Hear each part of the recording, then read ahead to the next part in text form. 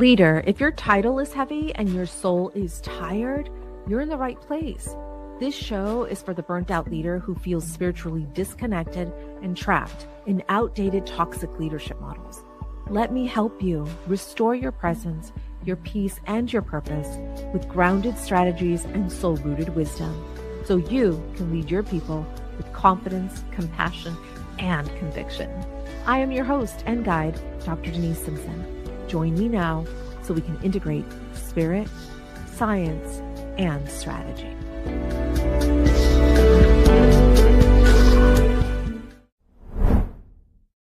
Hi, welcome back, leader. If you are new, how fortunate am I that you chose to press play? Whether you're watching this or you're listening to this on your favorite podcast platform, thank you for taking the time. But more importantly, you are taking the time for yourself. This is about you. This is where we get to pause for a moment, contemplate, reflect on something very important for the purpose of transforming our lives, especially our leadership practice. And I am privileged, honored, blessed to have you now as part of our family. So welcome. And for those loyal listeners, thank you for being here as always. And I have committed to providing you with, a simple process to help you solve these problems that we leaders face. And because we are contemplatives, we take things a few layers deeper than the average leader. So nothing surface around here. Nothing's at face value either, by the way. That's not how we work around here. So welcome to you both, the loyal folks and the new folks. Happy you're here. I want to talk so badly about this idea of soul versus systems, your soul versus systems. Ooh, something has come up for me recently, and I've been exploring and diving deeper into some of those systems that are running my unconscious mind. Ooh, something that a listener asked when I published the podcast episode on soul versus spirit. Soul versus spirit. It's this season 3. I think it's a few back. You're going to want to check that out if you haven't heard it yet. But a listener reached out and said, okay, so I get it. Soul versus spirit. Cool. Fun. But, I've got some interesting, dialogue and programming and some interesting behaviors that I don't know if that's spirit or if that's my soul. And so can you help me understand where that's coming from? And so this is why this episode is so important, because we're going to clear this up for everybody. So soul versus the spirit. The spirit is what we all share, but the soul is yours. It's uniquely yours. And this is how you were divinely designed. I love that term, divinely designed. Now let's bring in systems into the mix. Okay. Ooh, and they all start with an S. Okay. Soul, spirit, systems. Okay. Oh, fun. I just got that, y'all. I'm sorry. I'm very slow around here.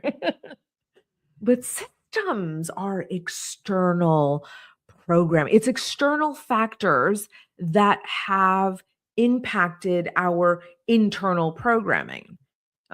Those systems may be disrupting your life in some way or another, right? So there's spirit guiding all of us. It's the thread, it's the connection we all have to one another. Ooh, so when I meet with my client, it's spirit to spirit. I'm like, I know what's in you because what's in you is in me. How lovely. But now I get to coach your soul.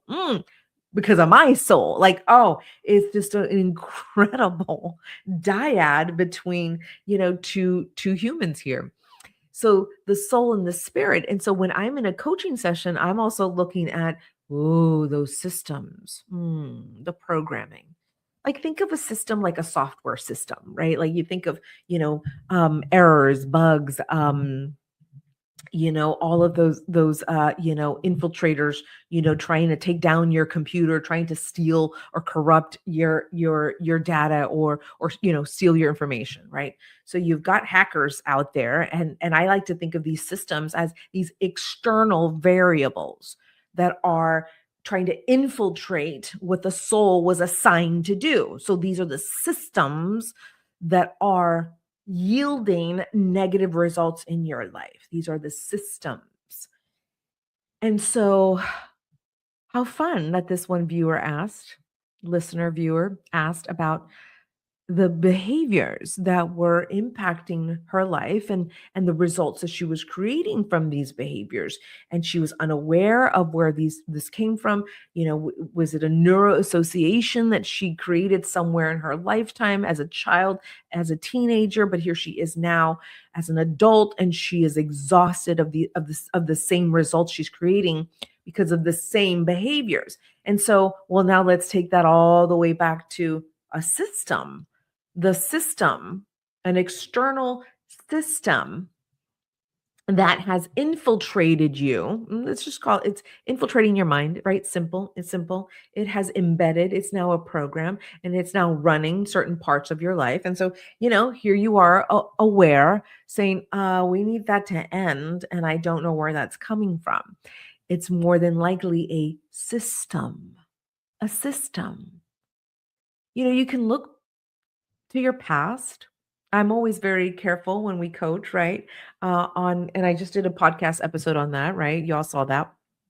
And going into the past, and going down rabbit holes, and then not able to come out of them because of how painful those memories are, and how emotionally activating they are. And we only go into the past so that we can extract the learning, so that we can integrate them into wisdom.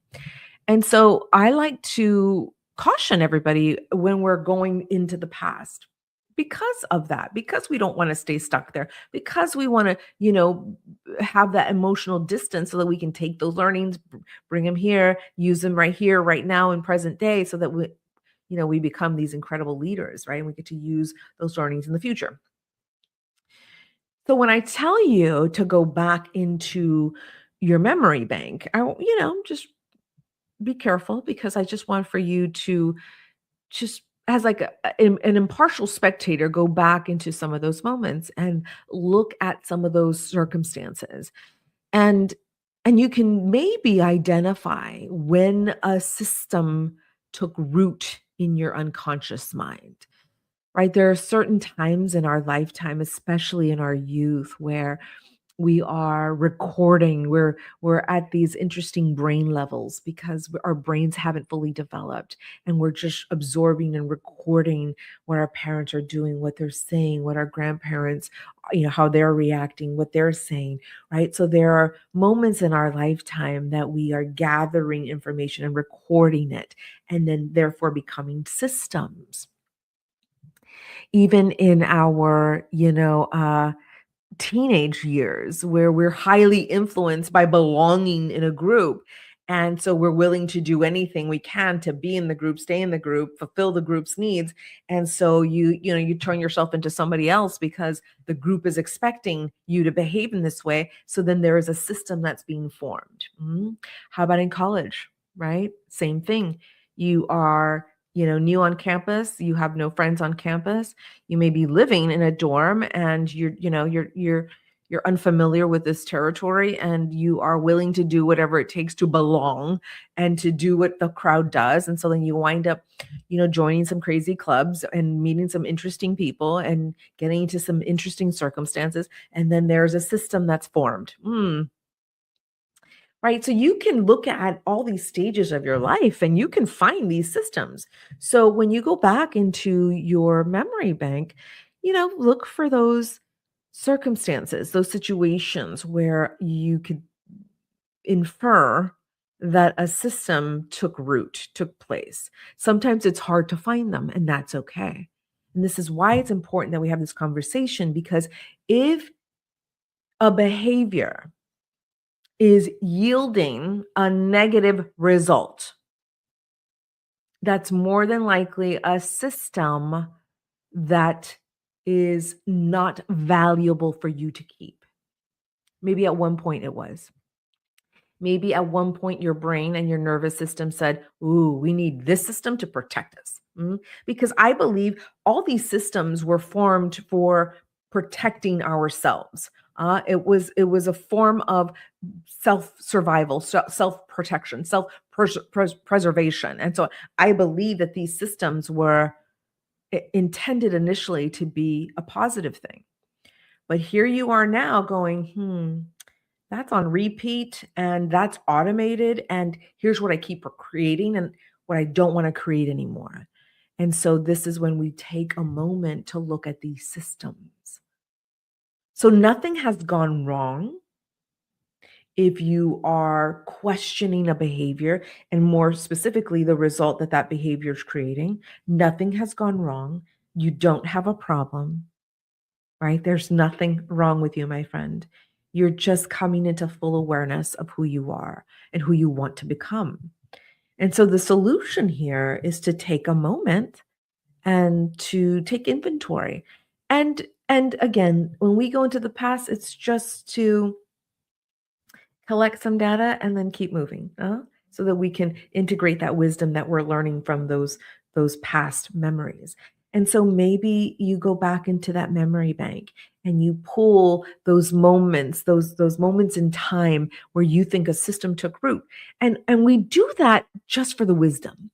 We do that to improve and increase our self-awareness capacity. That's all we're doing, right? It's not we're going to go back and blame somebody and we're going to go and confront our parents for what they did or what they didn't do to protect us and why this system took root. No, no, no, no.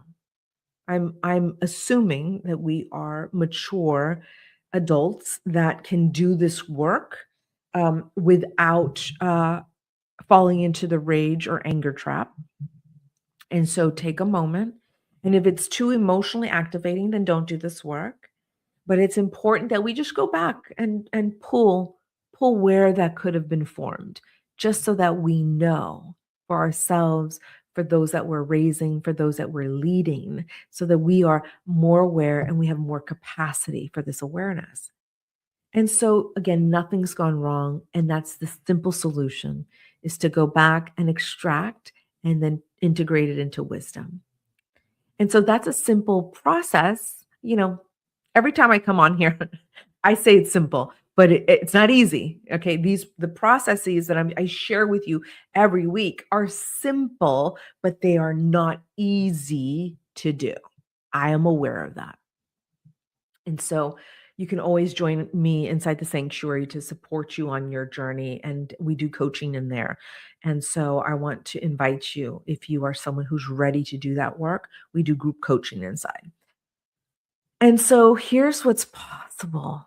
I love that. I love that. I'm going to start ending our podcast episodes with that statement. What's possible if you do this work?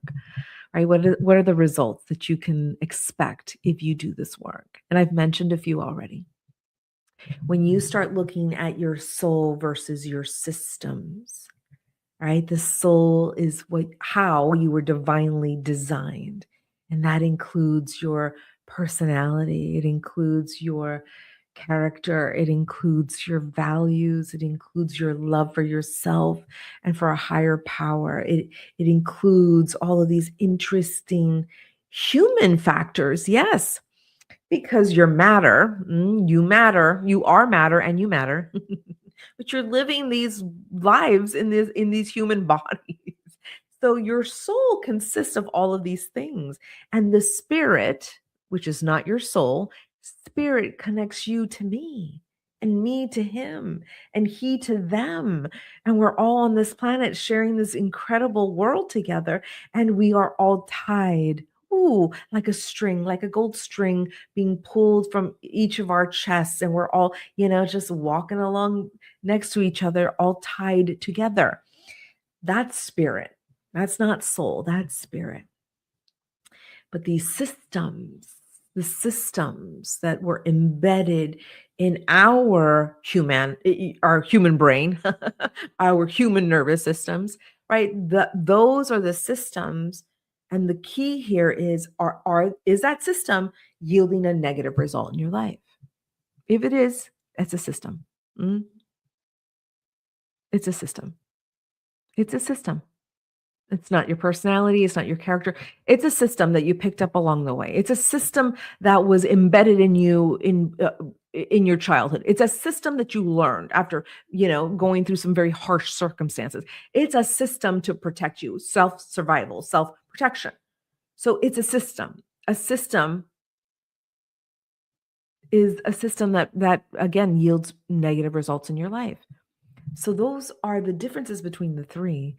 And the possibility, right? Now that you know of these three individual entities, individual things, you are now able to identify for yourself what's a system and what's my soul.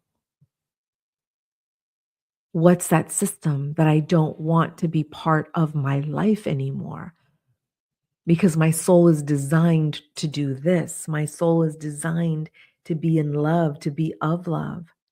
My soul is designed by a higher power, not my own tiny little ego that screams so loudly. No, I'm not. No, this is something greater and bigger than myself.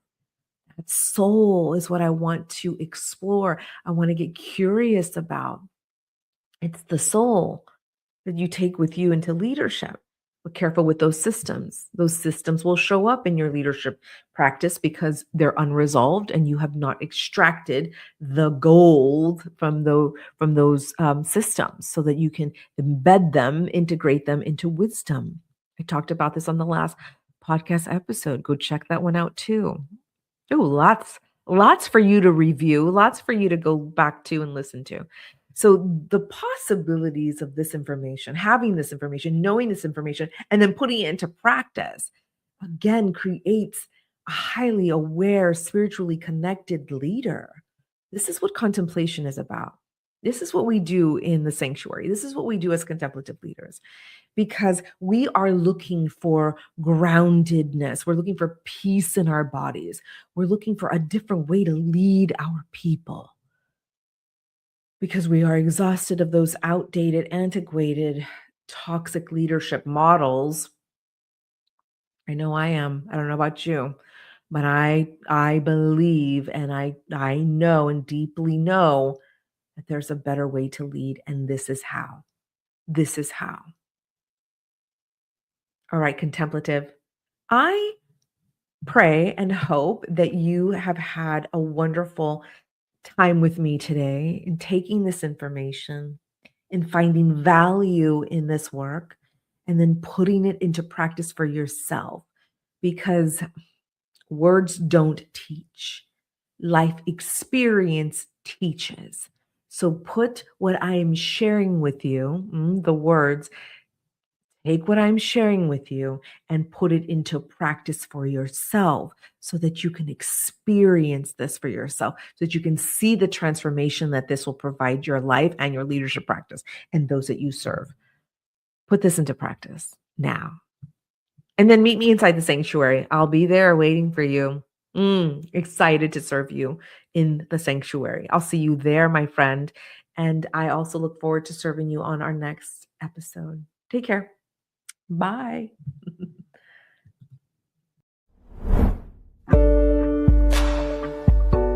Hey, before you go, if today's episode served you, please consider subscribing or even leaving a review. Or you can share this with a leader who is desperate to find peace right now. Now, if you're craving a deeper refuge, somewhere where you can return to the stillness, I created a sacred space. It's called the Sanctuary. Here is where you can reconnect to your divine assignment. Thanks again for listening today, leader. Until next time, take very good care. Bye for now.